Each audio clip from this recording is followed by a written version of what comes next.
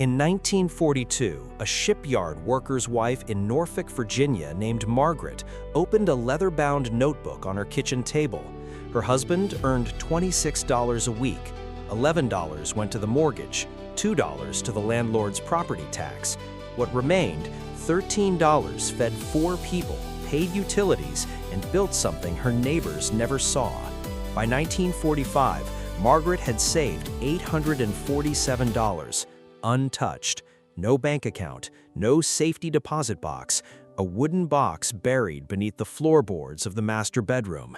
Her neighbors assumed she was simply surviving the war like everyone else. The truth was different. She had built a system so precise that surviving was merely its side effect. They managed money the way the ration book managed flour, not with hope, with arithmetic. These women did not look like they were building fortunes. They looked like they were stretching soup. Their hands were rough from laundry. Their shoes had cardboard in the soles. But under the kitchen table, they were running economies. The Office of Price Administration's 1944 household survey found that 67% of American wives who kept daily spending journals accumulated savings.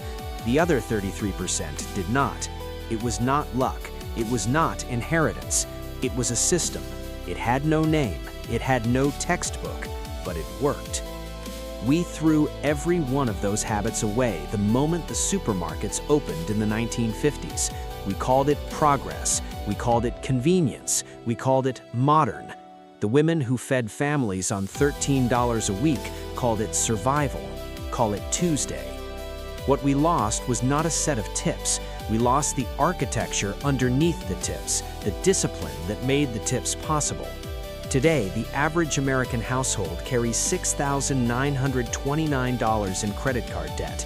The Federal Reserve's 2024 survey found that 43% of Americans could not cover a $400 emergency. The arithmetic has not changed. We simply stopped learning it. Number 19 on this list saved a woman $3.20 per week. That is $166 per year, enough to buy a war bond. But she did not. She did something else. Number 11 was the single habit the Office of Price Administration actively discouraged in their 1943 public announcements because they feared it would destabilize local markets. And number 3, the practice that 89% of American wives performed, but only 12% did with the precision that mattered. When Margaret checked her system at the end of each week, she found money that was not supposed to exist. Hit subscribe. Let us count down 25 forgotten money secrets these women carried into the 1950s and left there untouched. A factory girl in Detroit, Michigan, named Eleanor sat at her kitchen table every Sunday at 6 p.m. sharp in 1943. She did not move for 90 minutes. In front of her, 4 small envelopes. On them, rent, food, savings, household.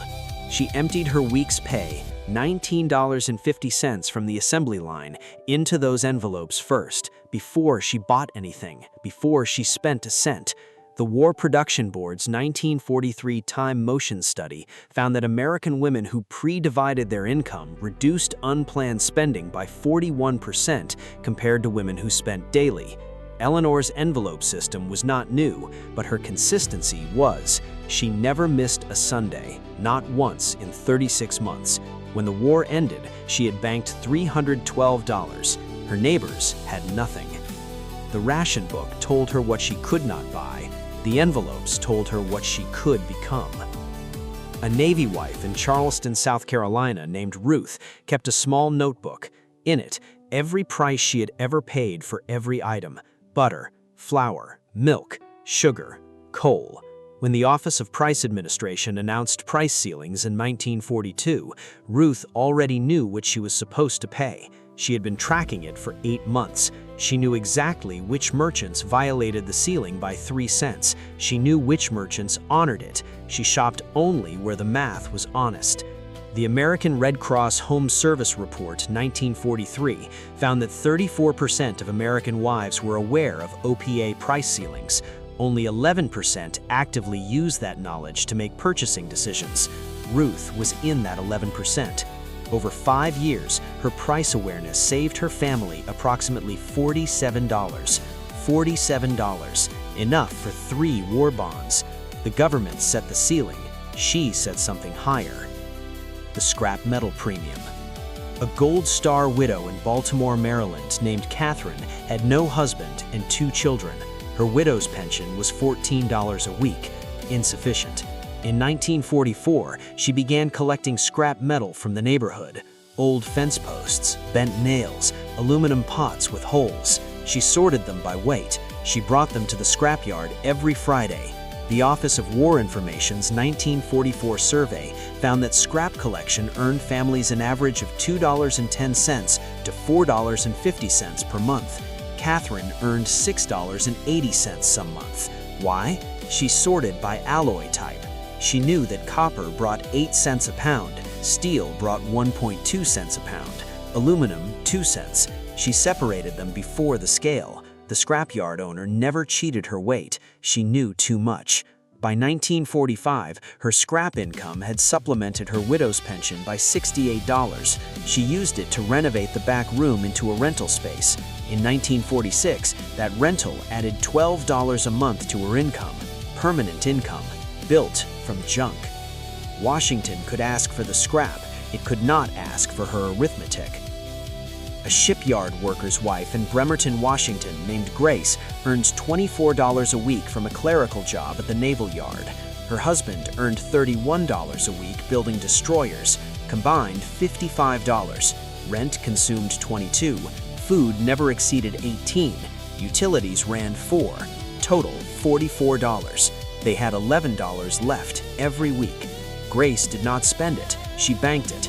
56 weeks a year for 4 years, Grace deposited $11. By September 1945, she had accumulated $2,464. The Federal Reserve's 1946 Wartime Savings Report noted that the average American household saved $340 over 5 years. Grace had saved 7 times that amount.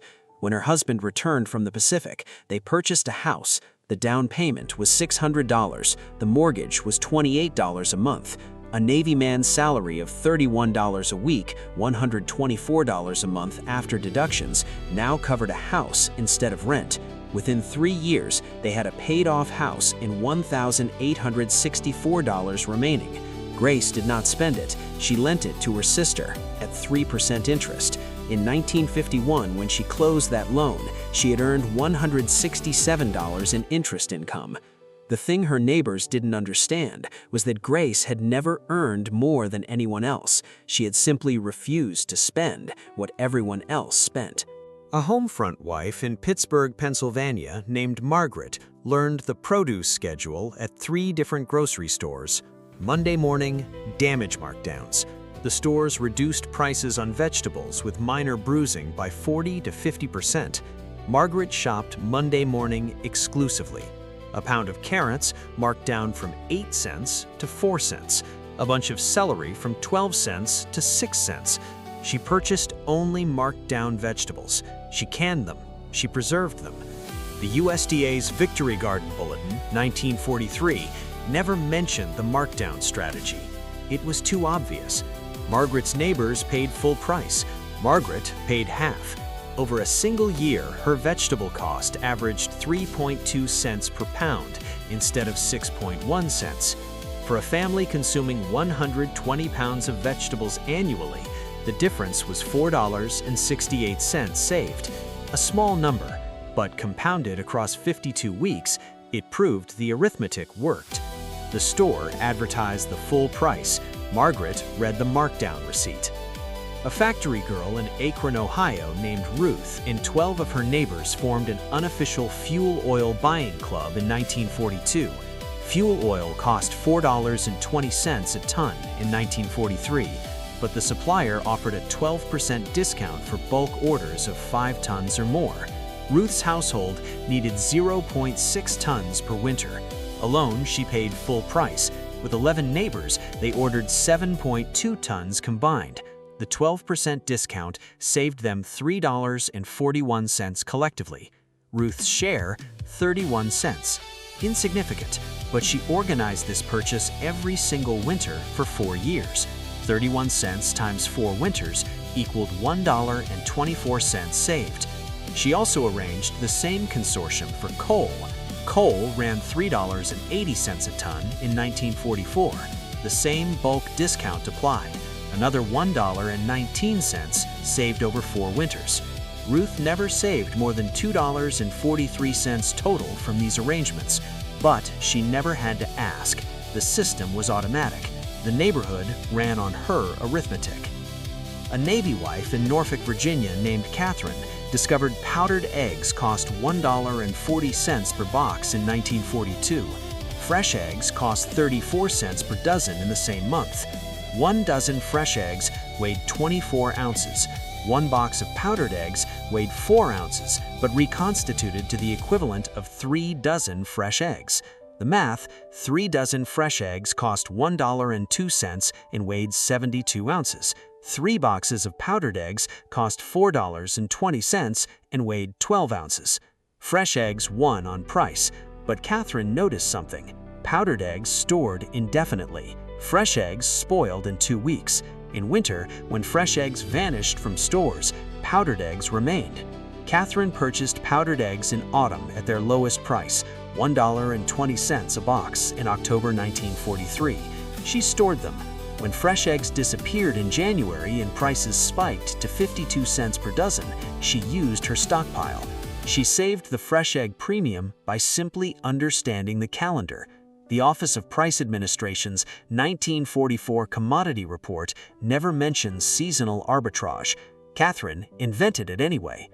The ration book kept track of points. Margaret kept track of everything else. A munitions worker's wife in Detroit, Michigan, named Dorothy, organized a neighborhood clothing exchange. Every 3 months, 12 women brought garments their children had outgrown. They sorted by size and season. They exchanged. No money changed hands, but Dorothy kept a ledger. She recorded the estimated retail value of each item: a child's coat worth $8.50, a winter dress worth $6. By tracking this, each woman's family gained an average of $47 in free clothing per year.